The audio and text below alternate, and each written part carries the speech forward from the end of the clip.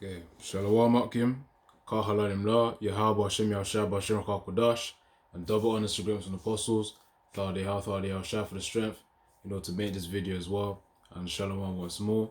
It's the brother Ratazar Racha Halawaya, and today's topic is really pertaining to Exodus chapter 15, 16, and 17, because once you actually read them, you then obviously I'm just focusing on certain parts of those chapters where, for example, in Exodus chapter 15, Israelites were pretty much thirsty, and of course they started to mumble and groan and complain unto Moses about where we're going to get water, talking about the fact that we should have just stayed in Egypt. If we were in Egypt, we would have been able to eat and drink and not have to worry about water. So, all of that, that's chapter 15. And then chapter 16 as well, just getting straight to the point here. Chapter 16 was about food. They were hungry, so, Israel was murmuring again. And chapter 17 also was another place where they were murmuring and groaning based on water as well. But this time they were traveling from, I think the wilderness of Shur, Shur, S-H-U-R, to another region, which I'm going to read anyways. It's I think it's called Rafidi, if I recall correctly, but I'm still going to read it anyways. Not the whole thing, but just the main part of Israel murmuring. The reason why I'm bringing that out as well from the scriptures is because from the same way it took just a little adversity for them to start complaining, and it's not as if, I actually think about it, it's not as if the Israelites back then, which reincarnation, we were there as well. But the point is, focus on the majority of Israelites, complaining upon Moses. The thing is that they didn't say Babu Kashar Nathan Lanawa Mayam, which means Babu Kashar means please. Nathan Lanawa, which means give to us water, which is Mayam. So it's not as if they were saying please, being respectful to Moses. No, man. Just imagine a regular old Israelites, on the street, when they're desperate for something, how they're going to act. They lose all sorts of respect and just be like, just give it to me, give it to me, give it to me. They no sort of order, so of course, man. And most speaking of also desperation as well, most Israelites do not know how it is to also go on a fast. Certain brothers, they do 1 day, 2 days, 3 days, or even just a few hours as well, man, if you're beginning.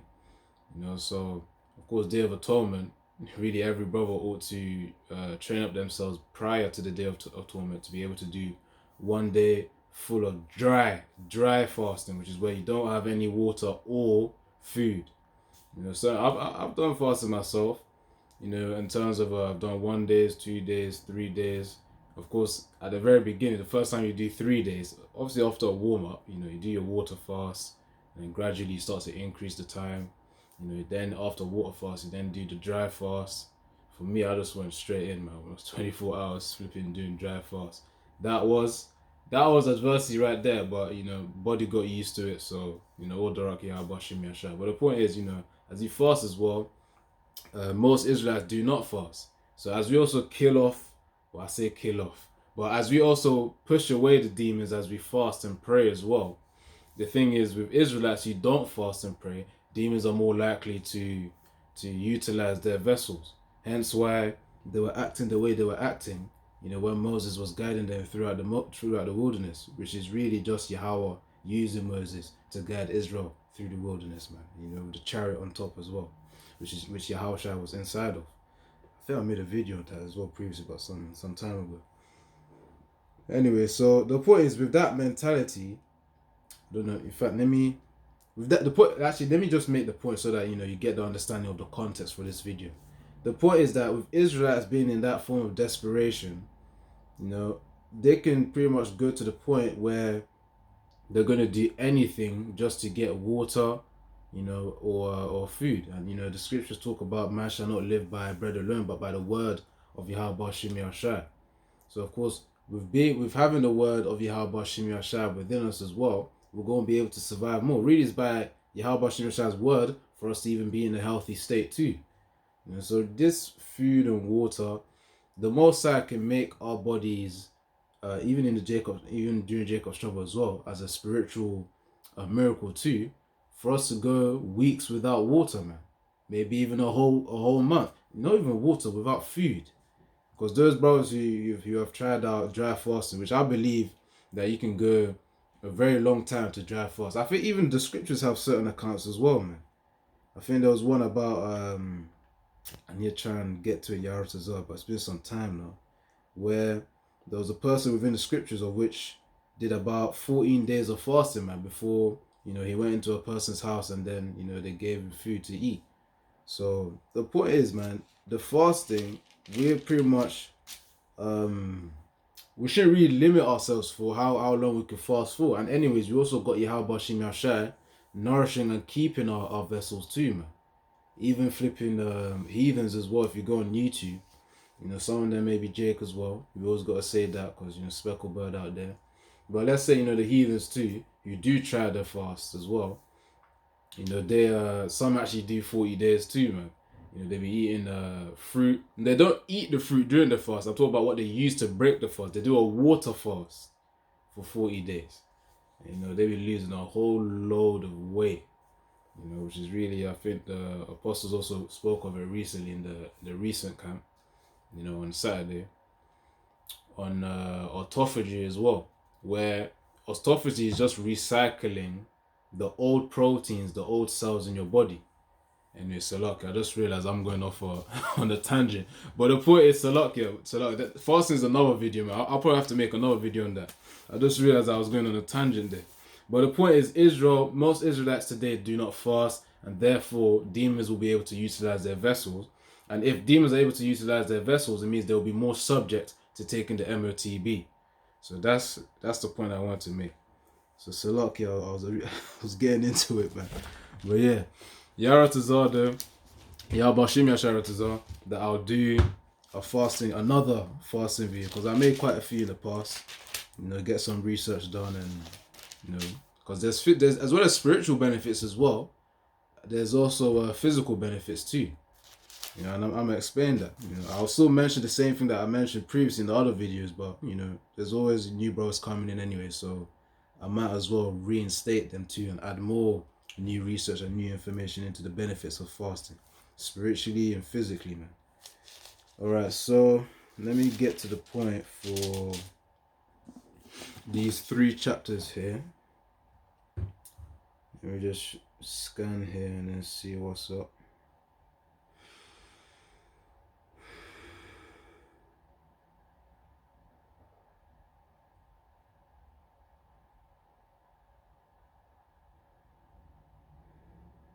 Wait, hold on.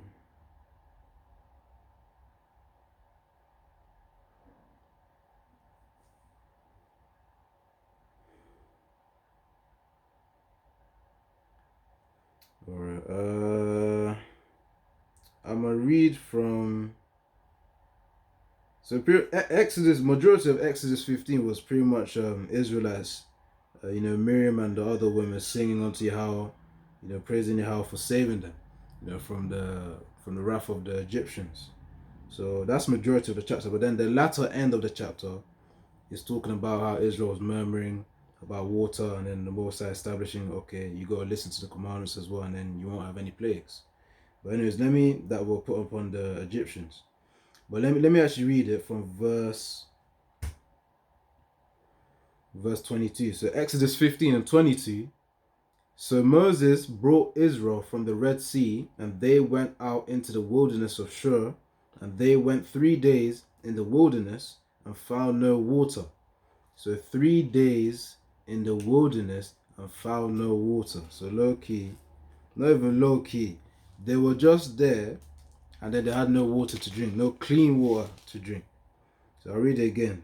It's not just that part too. So it says Exodus 15:22. So Moses brought Israel from the Red Sea, and they went out into the wilderness of Shur, which is the place of the wilderness, where you got forests and whatnot. But let's just say wilderness for now. And they went 3 days in the wilderness and found no water. And when they came to Marah, they could not drink of the waters of Marah, for they were bitter. Therefore, the name of it was called Marah. So, of course, Marah meaning something that's bitter, related to bitterness. Because of the water there was not something that's sweet to drink. You know? So, and the people murmured against Moses. So this is the first one. Exodus 15. I said Exodus 16 and Exodus 17. They did the same thing again. They murmured. They groaned. And the people, so Exodus 15 and 24. And the people murmured against Moses, saying, "What shall we drink?" It says, "What shall we drink?" And he said unto the Lord Yahweh, and Yahweh showed him a tree, when he had cast into the waters were made sweet. There he had a state, he made a state, there, let me read verse 25 again. And he cried unto the Lord Yahweh, and Yahweh showed him a tree, which when he had cast into the waters were made sweet. There he made a statute and an ordinance, and there he proved them, and said, If thou wilt diligently hearken to the voice of the Lord Yahweh thy power, and wilt do that which is right in his sight, and will give ear to his commandments, and keep all his statutes, I will put none of these diseases upon thee, which I have brought upon the Egyptians, for I am the Lord Yahweh that healeth thee. And they came to Elim, where were 12 wells of water, and 70 palm trees, and they encamped there by the waters. So that's when they found water, man, from the tree of which was cast into the lake, which was pre-made by the Most High, for Israel to be able to drink water when they passed by. So always gotta know that Yahweh Shem Yeshua's will and reasoning is always faster and higher than ours. That's why they say trust. That's why the scriptures say trust in the Lord, trust in Yahweh Bashem Yahushua. He set up that tree there prior to Israel even coming, to that area in Shur, the wilderness of Shur. So there was a tree there. So yeah, the point is that I said was in verse 25, and he cried unto the Lord. Actually, no, verse 24. And the people murmured against Moses, saying, What shall we drink? Yeah. Of course, you could understand as well. They went 3 days there, and there's no water, so you're gonna hear some kind of mumbles that, what are we gonna drink, man? We're kind of dry over here. But it got even more aggressive as you read on the other chapters too. So that was the first time, as I said. Now let's get to Exodus 16, which as I said, it becomes like more aggressive over time. Let's see.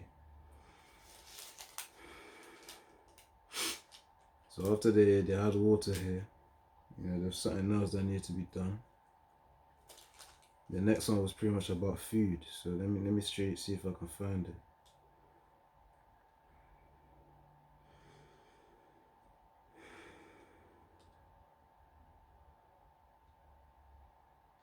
Hold on.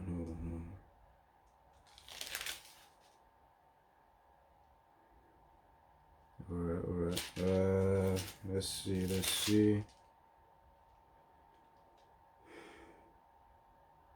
Oh yeah, it's definitely the first few verses. Alright, so this is Exodus, just checking the time as well. Exodus 16, verse 1 onwards. And they took their journey from Elim. All the congregation of the children of Israel came unto the wilderness of Sin, which is between Elim and Sinai. And on the 15th day of the second month, after the departing of the land of Egypt, and that's also proof right there that months are supposed to be numbered, and of course days are also numbered, not really to have names. The Monday, Tuesday, Wednesday, Thursday, Friday, Saturday, Sunday, those are just labels of today that Esau has brought in, but really days are supposed to be numbered, not really labeled with names. In terms of weeks as well. Weeks as well are supposed to be numbered too. Just the first week, the second week, the third week, and onwards. So that's just that on verse Exodus chapter 16, verse 1. So Exodus 16 verse 2, the whole congregation of the children of Israel murmured against Moses and Aaron in the wilderness. Now watch this, verse 3. And the children of Israel said unto them, would the Most High we had, so let me read verse 3 again. Exodus 16 and 3. And the children of Israel said unto them, would to the Most High we had died by the hand of the Lord Yahweh in the land of Egypt, when we sat by the flesh pots, and when we did eat bread to the full. For ye have brought us forth into this wilderness to kill this whole assembly with hunger. Then said Yahweh unto Moses, behold, I will rain bread from heaven for you, and the people shall go out and gather a certain rate every day, that I may prove them whether they will walk in my law or not.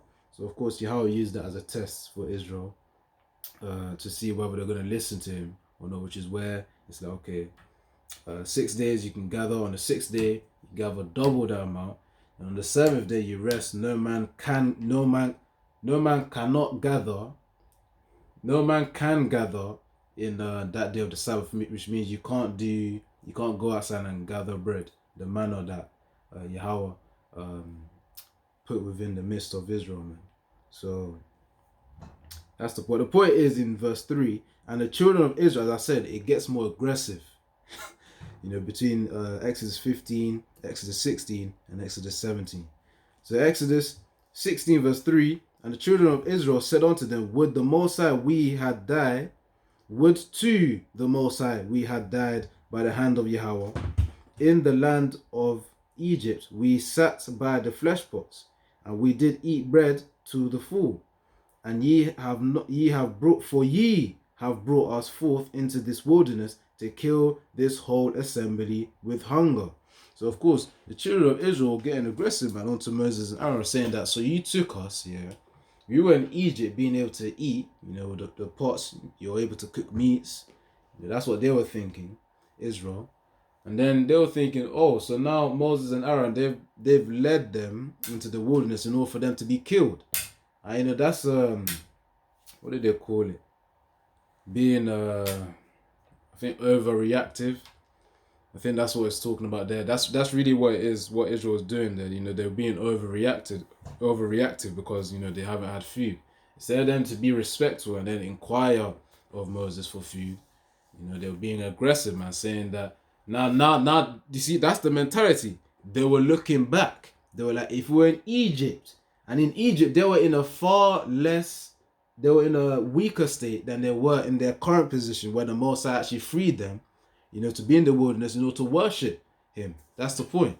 I mean, why do you think Moses said in the chapters? I think really began from around Exodus 5 to about Exodus 12, which is where you get all the plagues that the Most High put upon Pharaoh, and hardening his heart, softening up, harden up again, soften up, harden up. And when he softened up, that's when, after the Most High put a plague upon him, and the Egyptians as well.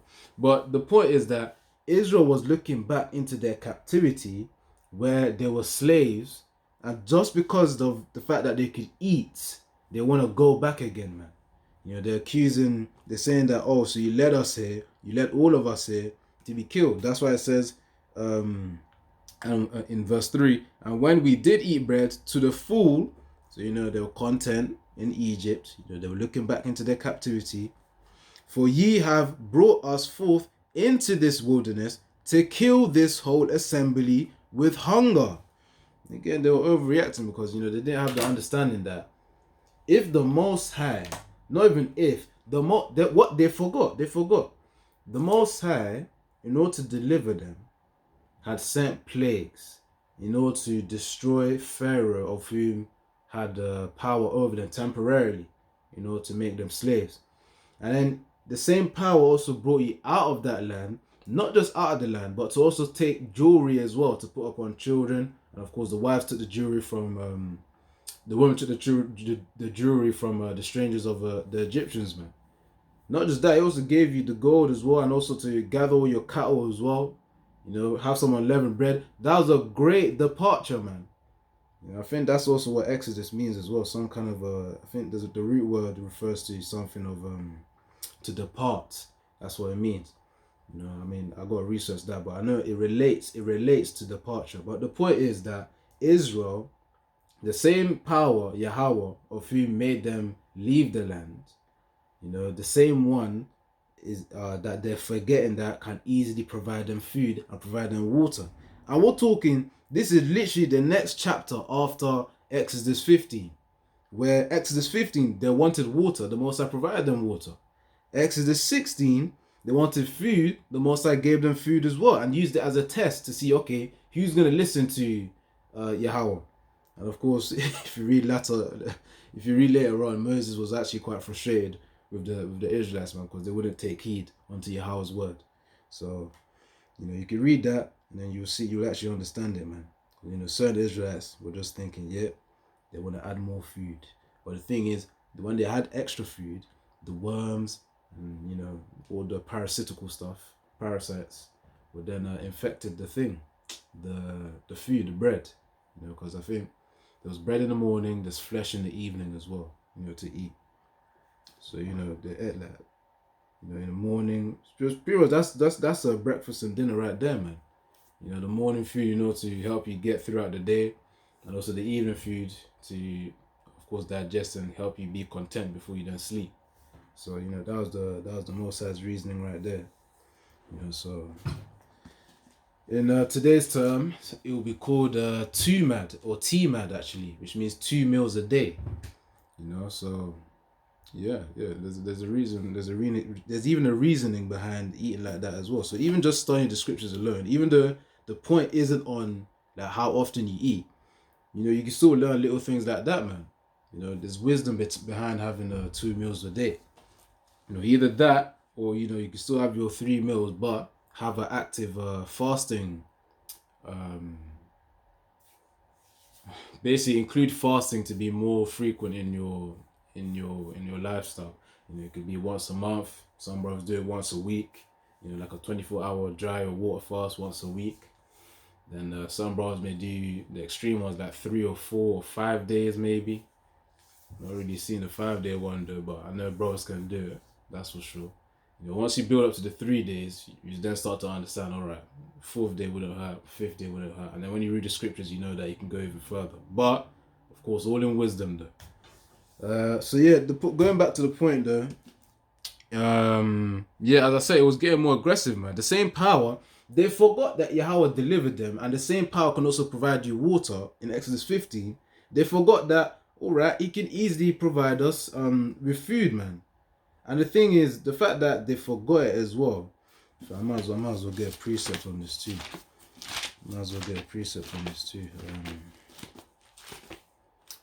Hold on.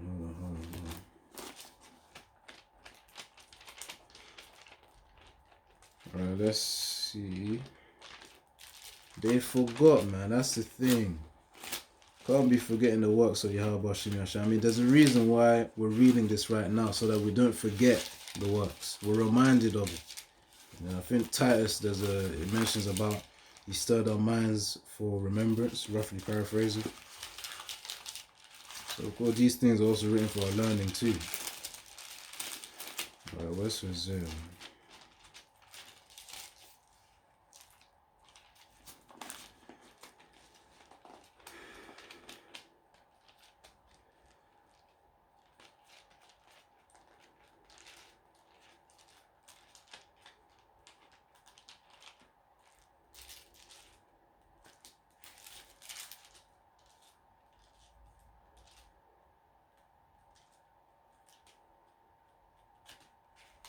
Alright, cool.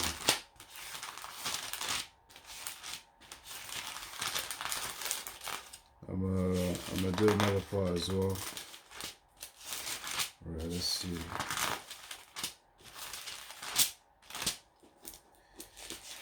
Before I do, I'm gonna do Exodus 16.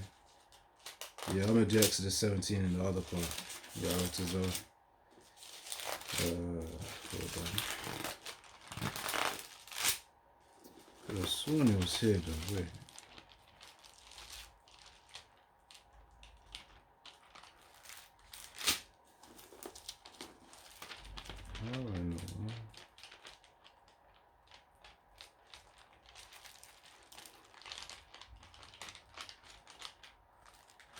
what I was trying to get was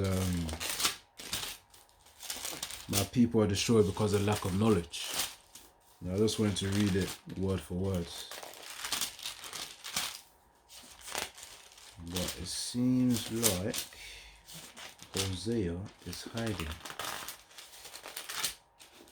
If I can't get it here, I'm gonna just type it up. I don't know why, I thought it was supposed to be here. Yeah, I'm gonna type it up, man. Alright, let's see.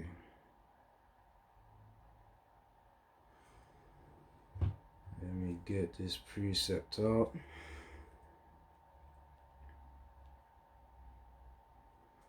Right. So this is Hosea chapter 4 and 6. My people are destroyed for lack of knowledge.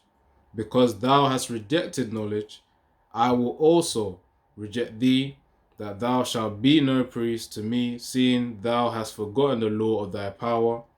I will also forget thy children.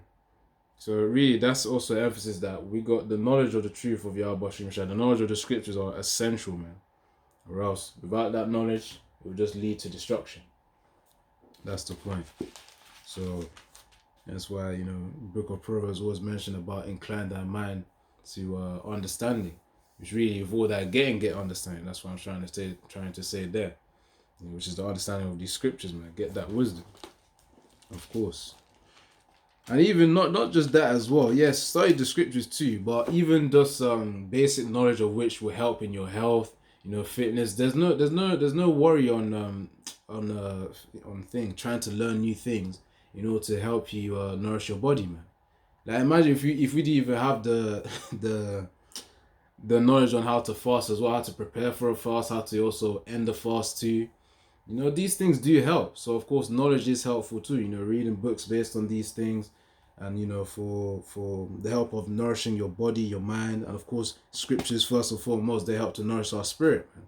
So of course this is why they're destroyed. And even just Jake as well, majority of them, that's why, you know, going into you know, the lower ends of society where Jake is residing in, you know, you see that of course, certain of them are fat and are into this culture of niggotry, which, you know, what's it? I want to try and describe it. You know, putting their pants low, you know, their trousers low, having a gun, you know, thinking that they can have authority just because, you know, they have these things. So, you know, with all of that, they lack knowledge that all of these things are really vain anyways, man. Like, it just makes you look stupid, that's the point. Because really, real power ultimately occurs, or really works behind the scenes. You know, you always see in the movies, man, the one who's actually the mastermind of the whole thing is actually behind the scenes, and then he's got the workers who are actually doing everything. You know, just like the Most High, of course, he's the mastermind of what's going on right now, man. So that's just a perspective right there. But that's Hosea 4 and 6. Let me get back to the point. I'm going to read verse 16 again. Well, this is Exodus 16 and 3. And the children of Israel said unto them, would to the Most High we had died by the hand of Yahweh in the land of Egypt, when we sat by the flesh pots, and when we did eat bread to the full, for ye have brought us forth into this wilderness to kill this whole assembly with hunger. Now that's just the second level. Exodus 17, which I'm gonna do in the next part as well.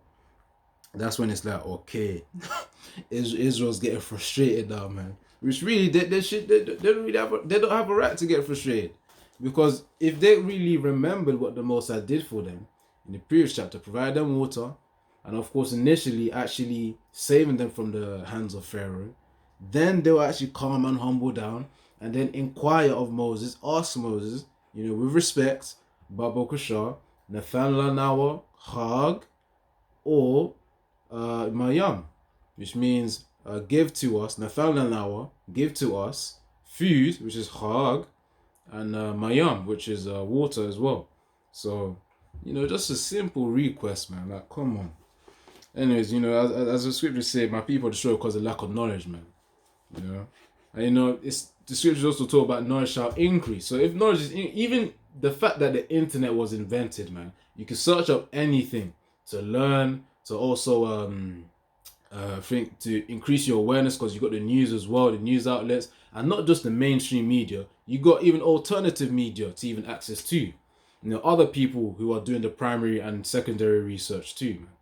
So knowledge has increased. You could just tell from the internet alone. You know, you can go to the library and then access books. That's also a form of knowledge increasing too.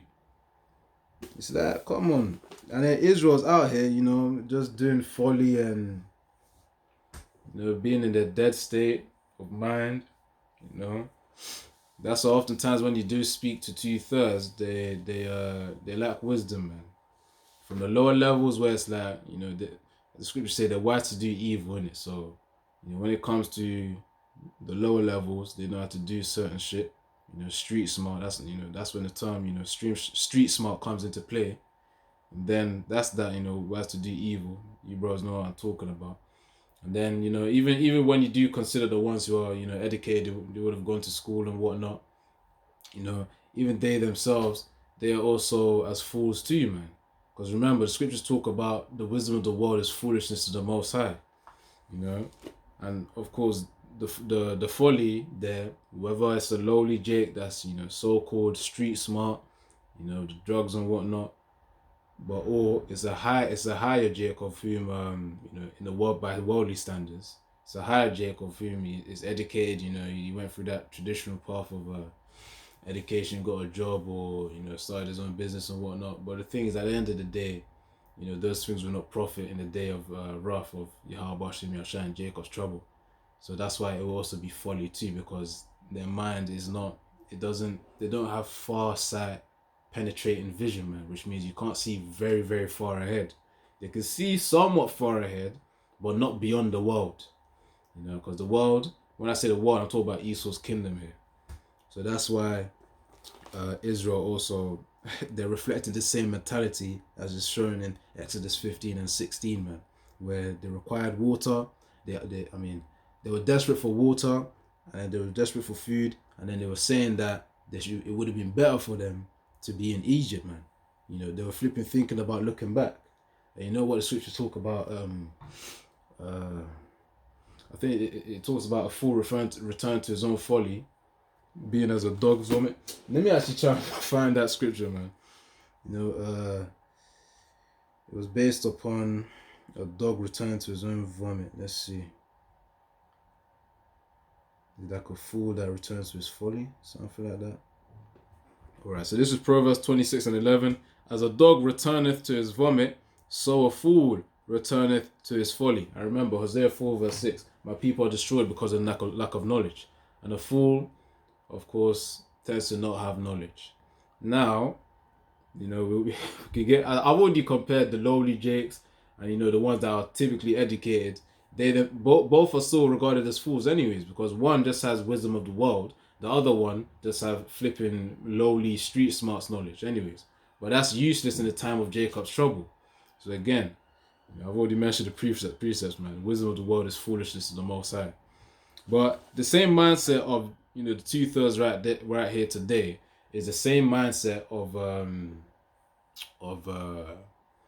that was mentioned here of Israel in Exodus 15 and Exodus 16 as well, man.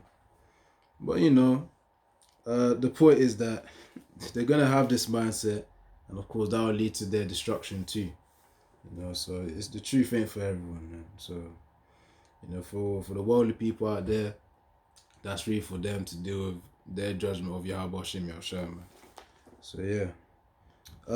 I'm gonna do a part 2 after this. So Yahweh Shem Yahshua Brakatha, on Exodus 17, that's what I'm gonna do. So Yahweh Shem Yahshua Brakatha, Kal Halalim La, Yahweh Shem Yahshua Bashim Kal Kodash, double on the scripts and apostles. It's been a brother Ratazaracha, Halal Waya. And yeah, Shalom once more, Shalom.